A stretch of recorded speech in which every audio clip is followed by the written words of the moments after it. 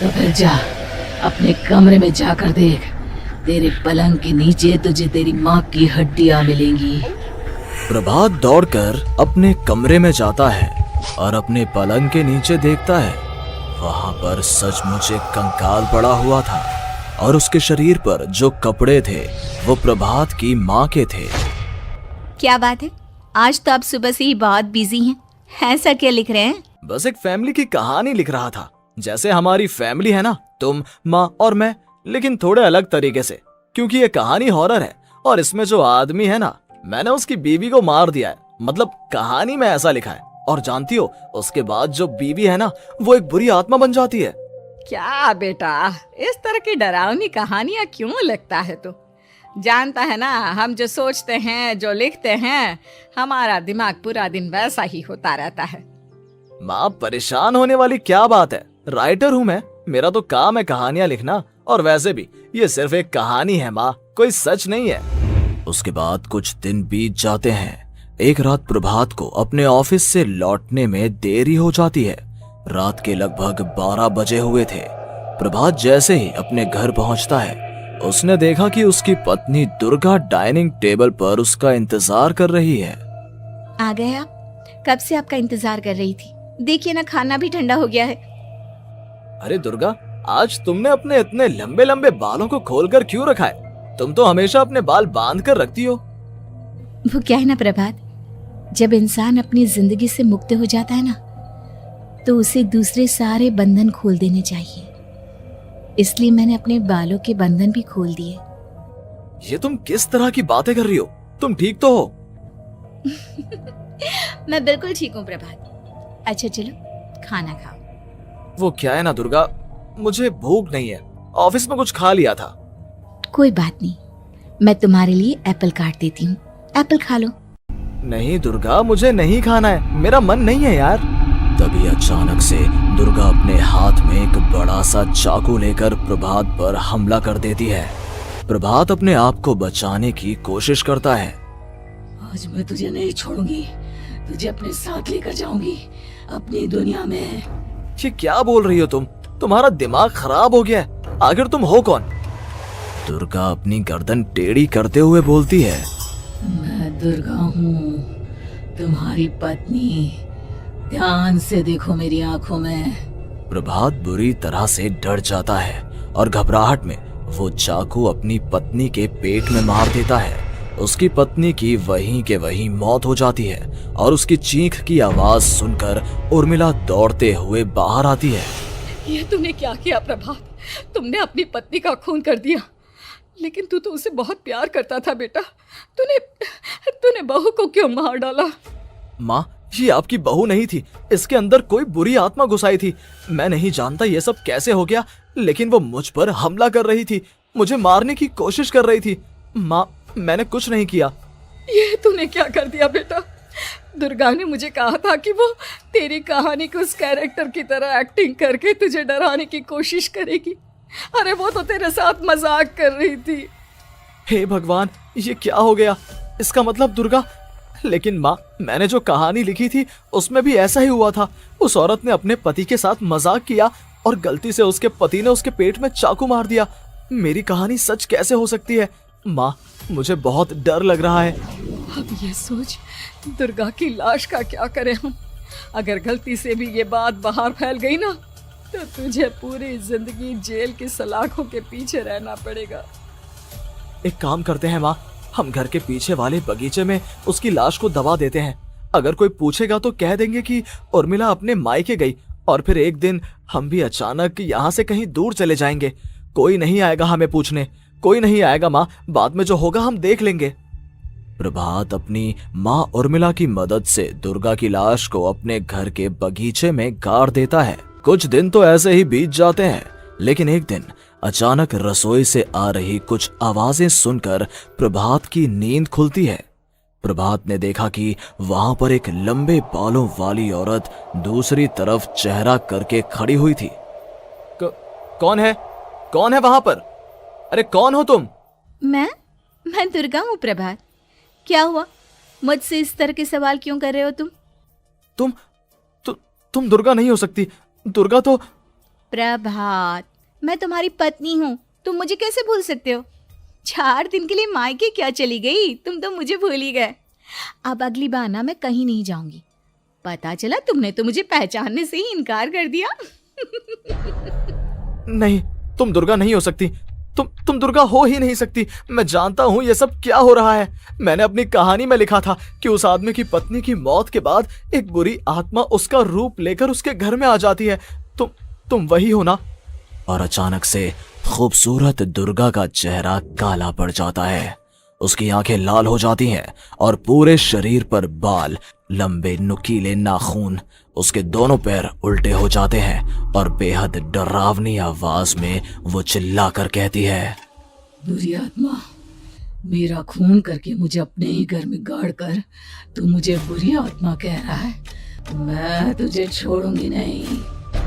और अचानक से प्रभात के घर में बेहद डरावनी आवाजें गूंजने लगती हैं। घर में चारों तरफ बहुत सारी बुरी आत्माएं नजर आने लगती हैं। प्रभात घबरा कर अपनी माँ को आवाज देता है, माँ कहाँ है आप? जल्दी आइए माँ, देखिए ना ये सब क्या हो रहा है।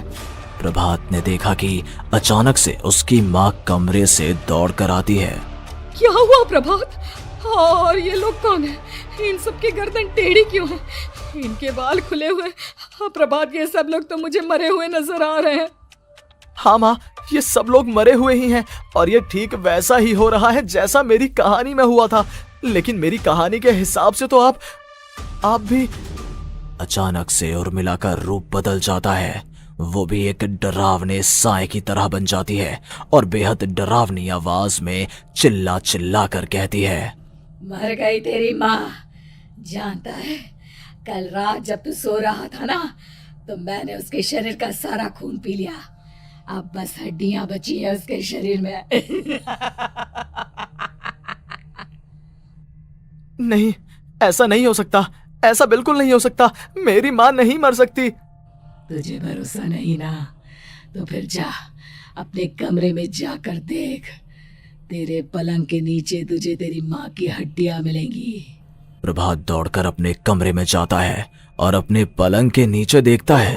वहां पर सचमुच एक कंकाल पड़ा हुआ था और उसके शरीर पर जो कपड़े थे वो प्रभात की माँ के थे।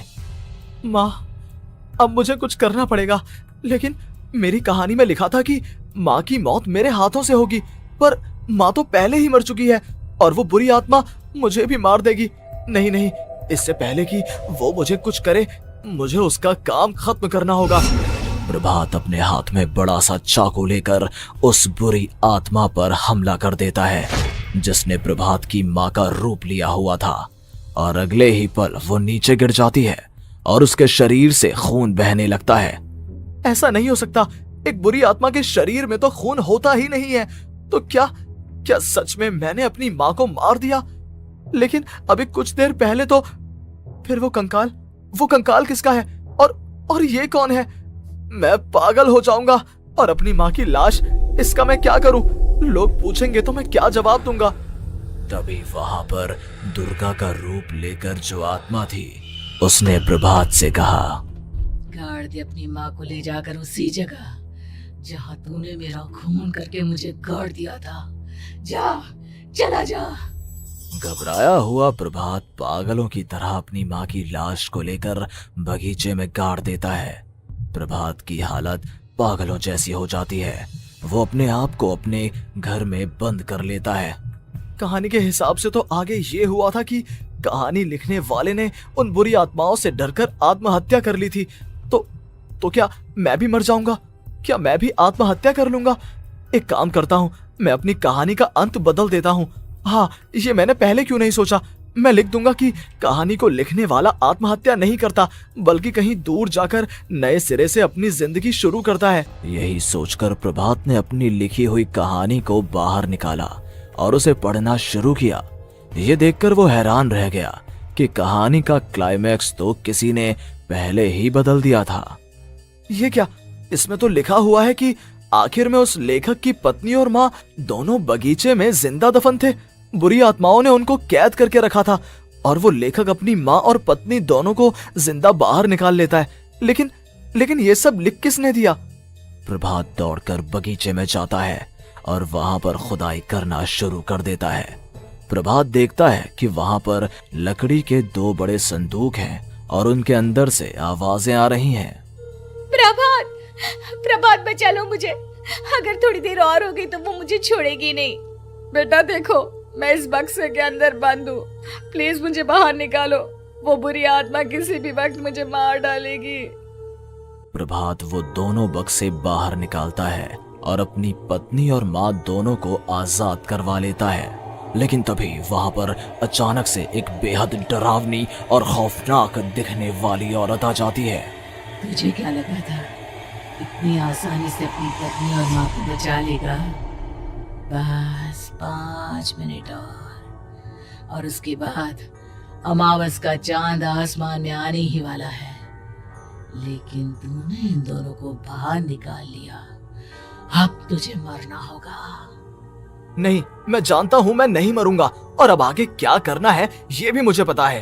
प्रभात, ये बहुत खतरनाक है, हमें मार डालेगी। प्रभात, चलो यहाँ से। नहीं दुर्गा, अब मुझे अच्छी तरह से पता चल चुका है कि इस बुरी आत्मा से हम कैसे पीछा छुड़वा सकते हैं। और इतना कहकर प्रभात अपने हाथ में पकड़ी हुई सिंदूर की थैली उस बुरी आत्मा के ऊपर उछाल देता है। कुछ ही देर में वो जमीन पर गिरकर राख में बदल जाती है। ये सब क्या हो रहा था बेटा? ये सब तुम्हारी लिखी हुई इस कहानी की वजह से हुआ है ना? नहीं माँ, पहले मुझे भी ऐसा ही लगा, लेकिन बाद में पता चला कि बरसों पहले हमारे इस बगीचे की जमीन के अंदर किसी को जिंदा गाड़ दिया गया था और बस उसी औरत की आत्मा हमें परेशान कर रही थी। उसी ने मेरे शब्दों में जान डालकर उस कहानी को जिंदा कर दिया था। मुझे माफ कर दो प्रभात, मैंने आपकी कहानी के साथ छेड़छाड़ की थी और उसे बदल दिया था। माफी मांगने की जरूरत नहीं है दुर्गा, तुम्हारे उस बदलाव की वजह से ही आज हम सब जिंदा हैं, क्योंकि आखिर में कहानी में वो हुआ जो तुमने लिखा था।